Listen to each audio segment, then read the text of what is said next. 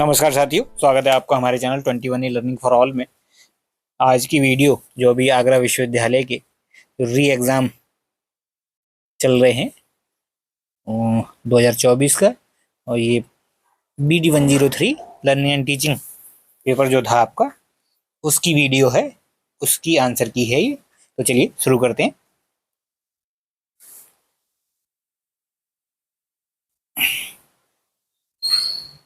Question number 1, the basis of experimental method is, प्रयोगात्मक विधि का आधार है।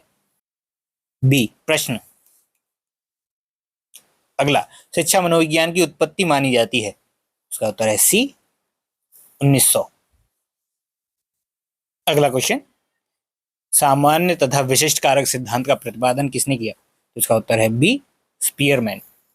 अगला क्वेश्चन, क्वेश्चन नंबर 4, बुद्धि वह शक्ति है जो हमको समस्याओं का समाधान करने और उद्देश्यों को प्राप्त करने की क्षमता देती है। तो ये कथन है थॉर्नडाइक का, यानी डी ऑप्शन इसका सही उत्तर है। अगला, बुद्धि को निर्धारित करने वाले तत्व हैं। तो इसका उत्तर है सी वंशानुक्रम एवं वातावरण दोनों। अगला प्रश्न, एक बालक की मानसिक आयु 15 वर्ष है और शारीरिक आयु 12 वर्ष है, तो उसकी बुद्धि लब्धि होगी। उसका उत्तर है बी 125। इसको आप IQ का जो फॉर्मूला है, mental as upon chronological age into 100 से सॉल्व कर सकते हैं।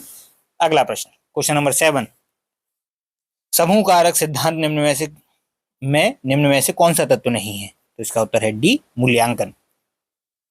क्वेश्चन नंबर 8, सूक्ष्म शिक्षण का उपयोग है। तो इसका उपयोग है शिक्षण कौशल में, यानी डी ऑप्शन। क्वेश्चन नंबर 9, निम्नलिखित में से किसे शिक्षण का न्यूनतम स्तर भी कहा जाता है। तो इसका उत्तर है ए स्मृति स्तर, यानी मेमोरी लेवल। क्वेश्चन नंबर 10, परीक्षा प्रशिक्षण प्रतिमान के प्रतिपादक कौन है, यानी कि इंक्वायरी ट्रेनिंग मॉडल के प्रतिपादक हैं रिचर्ड सचमैन। तो ए ऑप्शन। अगला क्वेश्चन नंबर 11, परीक्षा प्रशिक्षण प्रतिमान का विकास कब हुआ। तो इसका उत्तर है सी 1963। ये 1962 में आपको मिलेगा कहीं कहीं, तो सबसे पास का जो ईयर है वो 1963। अगला प्रश्न,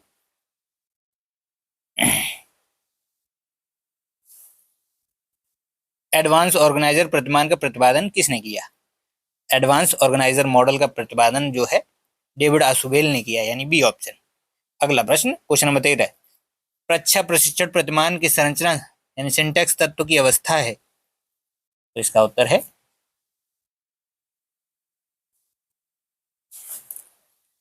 है सी 5। अगला प्रश्न, क्वेश्चन नंबर 14, शिक्षण कौशल है। तो इसका उत्तर है डी उपयुक्त सभी, यानी पुनर्वलन प्रस्तावना प्रश्नावली। अगला प्रश्न, शिक्षा मनोविज्ञान सहायक है। तो इसका उत्तर है डी संपूर्ण शैक्षिक प्रक्रिया में। अगला प्रश्न, शिक्षा मनोविज्ञान है। तो इसका उत्तर है 16 में का बी विधायक विज्ञान, यानी पॉजिटिव साइंस। अगला प्रश्न, मनोविज्ञान का वास्तविक अर्थ है डी व्यवहार का विज्ञान। अगला प्रश्न, शैक्षिक मनोविज्ञान के पिता के रूप में किसे जाना जाता है। तो इसका उत्तर है EL थॉर्नडाइक। अगला प्रश्न, क्वेश्चन नंबर 19, शिक्षा मनोविज्ञान शैक्षिक विकास का क्रमबद्ध अध्ययन है, यह किसने कहा। तो इसका उत्तर है ए स्टीफन। केस स्टडी विधि प्रयुक्त होती है। तो इसका उत्तर है डी उपयुक्त सभी के लिए। निरीक्षण विधि में अध्ययन किया जाता है। उसका उत्तर है सी दूसरों का। क्वेश्चन नंबर 22, प्रयोगात्मक विधि में सम्मिलित होता है। तो इसका उत्तर जो है वो है सी ए और बी दोनों। अगला प्रश्न, शिक्षा मनोविज्ञान आवश्यक है। तो इसका उत्तर है डी सभी के लिए। शिक्षा मनोविज्ञान में सबसे अधिक उपयोगी शोध विधि है। तो इसका उत्तर है सी क्षेत्र अध्ययन विधि। अगला प्रश्न, क्वेश्चन नंबर 25, छात्रों में चोरी करने की आदत को कैसे दूर किया जा सकता है। तो इसका उत्तर है बी उदाहरण देकर। क्वेश्चन नंबर 26, समस्या बालक है डी उपयुक्त सभी। मानसिक दुर्बल बच्चों के लिए उपयुक्त शिक्षण विधि है। तो इसका उत्तर है सी प्रदर्शन विधि। क्वेश्चन नंबर 28, विशेष आवश्यकता वाले बच्चों के लिए शिक्षा का प्रावधान निम्न में से किया जा सकता है। तो इसका उत्तर है सी इंक्लूसिव एजुकेशन। अगला प्रश्न, what is SEN mean. SEN का अर्थ क्या है? Special needs, special education needs, तो बी ऑप्शन।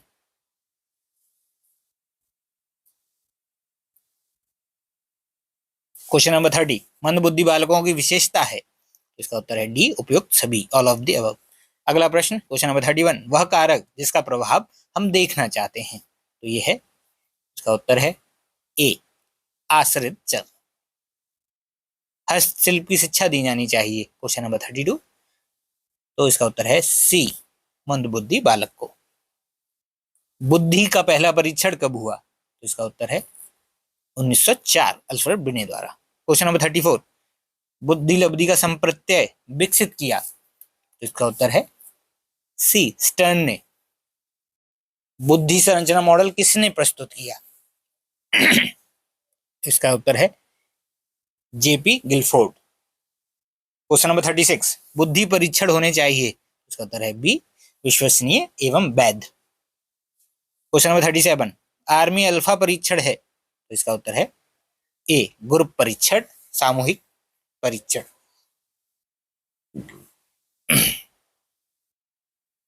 क्वेश्चन नंबर 38, क्रियात्मक परीक्षाएं उपयोगी हैं? Performance test are useful for the, सभी के लिए।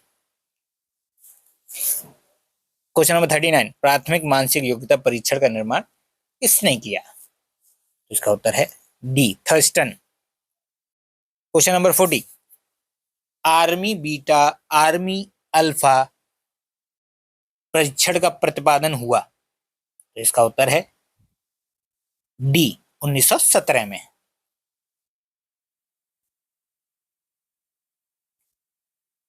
अगला प्रश्न, बुद्धि लब्धि की गणना सूत्र का संक्षिप्त रूप है? तो इसका उत्तर है C, IQ equals to MA/CA into 100। Question number 42, सृजनात्मकता का अर्थ है नवसृजन से, सी ऑप्शन। क्वेश्चन नंबर 43, निम्न में से कौन सा सृजनात्मक तत्व नहीं है? तो इसका उत्तर है बी, स्मृतिकरण। क्वेश्चन नंबर 44, गिलफोर्ड के अनुसार किस चिंतन को सृजनात्मक माना जाता है? तो इसका उत्तर है ए, अपसारी यानी डाइवर्जेंट। चित्रकारी करना व खिलौना बनाना संबंधित है? इसका उत्तर है ए, अशाब्दिक सृजनात्मकता से। क्वेश्चन नंबर 46, भारत में सृजनात्मकता मापने के लिए सर्वाधिक सृजनात्मक परीक्षण का प्रयोग किया जाता है? वो है वकार मेहंदी परीक्षण। अगला प्रश्न क्वेश्चन नंबर 47, बच्चों में सृजनात्मकता को बढ़ावा दिया जा सकता है? तो इसका उत्तर है अन्वेषण को प्रोत्साहित करके, बाई इनकरेजिंग एक्सप्लोरेशन। अगला प्रश्न क्वेश्चन नंबर 48, अधिगम की प्रकृति होती है? तो अधिगम की जो प्रकृति होती है वो, इसका उत्तर है डी, उपयुक्त सभी, यानी अर्जित अभ्यास और अपेक्षाकृत स्थायी। व्यवहार में किस प्रकार के परिवर्तन को अधिगम कहा जाता है? तो इसका उत्तर है ए, स्थायी परिवर्तन को।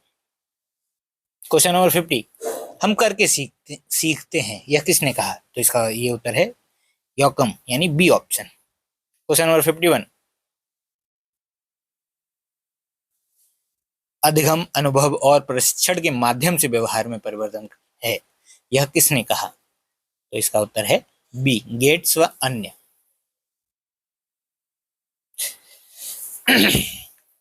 थॉर्नडाइक ने प्रयोग किया, तो थॉर्नडाइक ने जो प्रयोग किया है वो बिल्ली पर किया है।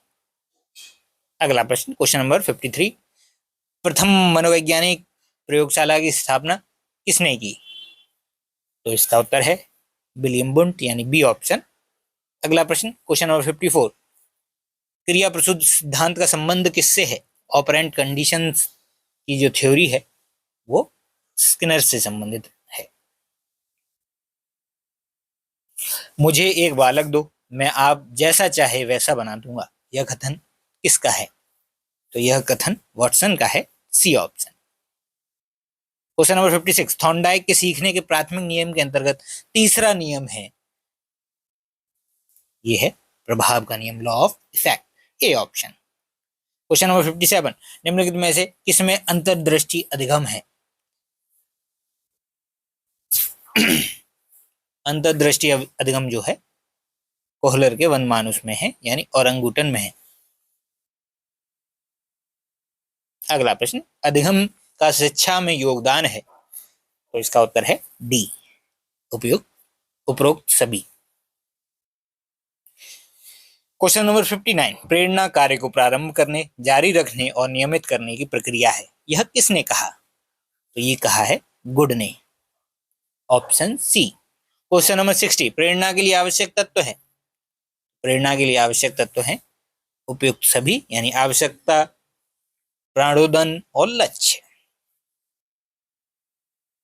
क्वेश्चन नंबर 61, प्रणोदन का अर्थ है, तो इसका उत्तर है शारीरिक रूप से उत्पन्न प्रेरणा, सी ऑप्शन इसका सही है। अगला प्रश्न, क्वेश्चन नंबर 62, मैस्लो ने मानवीय आवश्यकता का वर्गीकरण प्रस्तुत किया था, तो ये प्रस्तुत किया था 1954 में। मैस्लो ने मानवीय आवश्यकताओं को कितने भागों में विभाजित किया है, तो इसका उत्तर है 5 भागों में। क्वेश्चन नंबर 64, मुख्य रूप से प्रेरणा को कितने वर्गों में विभाजित किया गया है, इसका उत्तर है ए, दो भागों में। व्यवहार की अवधारणा सबसे पहले किसने दी, तो इसकी अवधारणा जो है वॉटसन ने सबसे पहले दी, डी ऑप्शन। क्वेश्चन नंबर 66, किस प्रकार की अभिप्रेरणा उन गतिविधियों से जुड़ी है जो अपने आप में आनंददायक व संतोषजनक है, तो इसका उत्तर है ए, आंतरिक अभिप्रेरणा, इंट्रिंसिक मोटिवेशन। क्वेश्चन नंबर 67, जहां शिक्षण होता है वहां आवश्यक है, इसका सी ऑप्शन, ए और बी दोनों, यानी कि अधिगम और शिक्षण प्रतिमान। क्वेश्चन नंबर 68, शिक्षण का संबंध है कला और विज्ञान दोनों से, तो ये सी ऑप्शन, ए और बी दोनों। क्वेश्चन नंबर 69, शिक्षण में छात्र चर हैं, शिक्षण में छात्र चर जो हैं वो आश्रित चर हैं। क्वेश्चन नंबर 70 यानी 70, स्मृति स्तर के शिक्षण का प्रतिपादन किसने किया, तो इसका उत्तर है हर्बर्ट ने। क्वेश्चन नंबर 71, बोध स्तर के शिक्षण प्रतिमान को कहा जाता है, तो बोध स्तर के शिक्षण प्रतिमान को मॉरिसन का प्रतिमान कहा जाता है। अगला प्रश्न, क्वेश्चन नंबर 72, निम्नलिखित में से कौन सा शिक्षण सूत्र नहीं है, ये थोड़ा क्लियर नहीं है, तो हो सकता है आपको समस्या हो इसको समझने में। तो शिक्षण सूत्र की बात हो रही है इसमें, और इसमें फ्रॉम नॉन टू अननोन, ज्ञात से अज्ञात की ओर, पहला ऑप्शन जो है वो अज्ञात से अज्ञात की ओर, फिर है सरल से जटिल की ओर, फिर है एनालिसिस टू सिंथेसिस, विश्लेषण से संश्लेषण की ओर, फ्रॉम डार्कनेस टू लाइट, यानी अंधकार से प्रकाश की ओर। तो इसका जो शिक्षण सूत्र जो नहीं होता है वो है डी ऑप्शन, यानी अंधकार से प्रकाश की ओर। अगला प्रश्न, क्वेश्चन नंबर 73, शिक्षण स्तर का सर्वोच्च स्तर है, यानी रिफ्लेक्टिव यानी चिंतन स्तर, सर्वोच्च स्तर जो है गहने की पुस्तक का नाम है, गहने की पुस्तक का नाम जो है वो conditions of learning, A option. शिक्षण क्रियाओं में मुख्य लक्ष्य होता है, the main goal in teaching activities is to improve learning condition, A option इसका सही है। अगला प्रश्न, गेने ने अपनी पुस्तक अधिगम परिस्थितियों में कितनी अधिगम परिस्थितियों का वर्णन किया है, तो इसने 8 अधिगम परिस्थितियों का वर्णन किया है। क्वेश्चन नंबर 77, ज्ञात से अज्ञात की ओर है, तो यह है एक शिक्षण सूत्र। क्वेश्चन नंबर 78, गेने के अनुसार अधिगम की ऊंची अवस्था है, तो ये है समस्या समाधान अधिगम, प्रॉब्लम सॉल्विंग लर्निंग। अगला प्रश्न, क्वेश्चन नंबर 79, शिक्षण के उद्देश्यों का निर्धारण किस अवस्था में होता है, शिक्षण के उद्देश्यों का निर्धारण जो है शिक्षण की पूर्व तत्परता नहीं तैयारी में होता है। शास्त्रीय अनुबंधन है, तो ये जो है एसोसिएटिव लर्निंग यानी सहचर्यात्मक अधिगम है। क्वेश्चन नंबर 81, गेने के पदानुक्रम अधिगम सिद्धांत की प्रथम अवस्था है। तो इसका उत्तर है बी, संकेत अधिगम। शिक्षण सूत्र शिक्षण को बनाते हैं तो रोचक एवं प्रभावशाली, सी ऑप्शन। क्वेश्चन नंबर 83, शिक्षण का लक्ष्य है ए, व्यवहार में वांछनीय परिवर्तन लाना। क्वेश्चन नंबर 84, शिक्षण प्रतिमान में सपोर्ट सिस्टम कहा जाता है। इसका उत्तर है ए, मूल्यांकन प्रणाली, एवेल्युएशन सिस्टम। डेविड ऑसुबेल का प्रतिमान बल देता है, तो ये देता है ज्ञान संबंधी स्थायी ढांचे पर।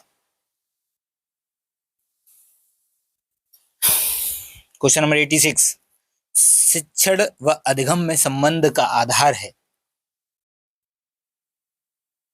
तो इसका उत्तर है डी, उपयुक्त सभी यानी behavioural change, learning conditions, learning objectives यानी ऑल ऑफ द अबव। अगला प्रश्न, क्वेश्चन नंबर 87, आगमन से निगमन की ओर है। तो ये है एक शिक्षण सूत्र, टीचिंग फॉर्मूला। क्वेश्चन नंबर 88, संप्रेषण एक प्रक्रिया है। संप्रेषण जो है एक द्विध्रुवीय त्रिध्रुवीय यानी उपयुक्त सभी प्रकार की एक प्रक्रिया है। क्वेश्चन नंबर 89, संप्रेषण प्रक्रिया का प्रथम तत्व है, it is source. Question number 80,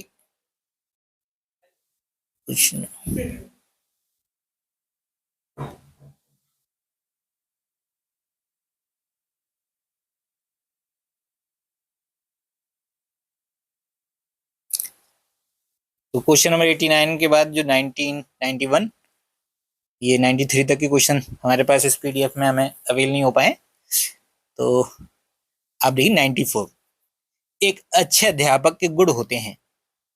एक अच्छे अध्यापक के गुण जो होते हैं, विषय वस्तु का अधिकार एवं स्वतंत्र अभिव्यक्ति, तो सी ऑप्शन। क्वेश्चन नंबर 95, एक शिक्षण प्रतिमान निर्भर करता है।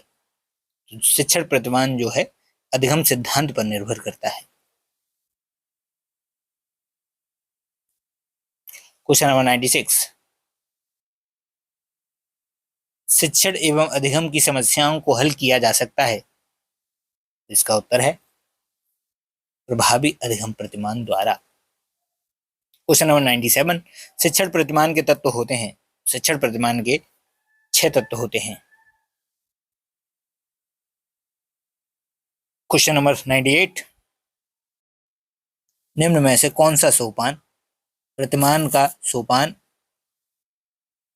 है। इसका उत्तर है डी, अनुभव। Which of the following is not a step of the model. अनुभव। प्रभावी अधिगम प्रतिमान को विकसित किया। Mastery learning model is developed by Benjamin Bloom. Question number 100, शिक्षण की प्रभावशीलता को किस संदर्भ में आंका जाना चाहिए। तो इसका उत्तर है डी, छात्रों के सीखने के परिणाम के रूप में। तो ये रही आपकी आज की आंसर की। वीडियो अच्छी लगी हो तो लाइक कीजिए, अपने मित्रों के साथ शेयर कीजिए। Thank you.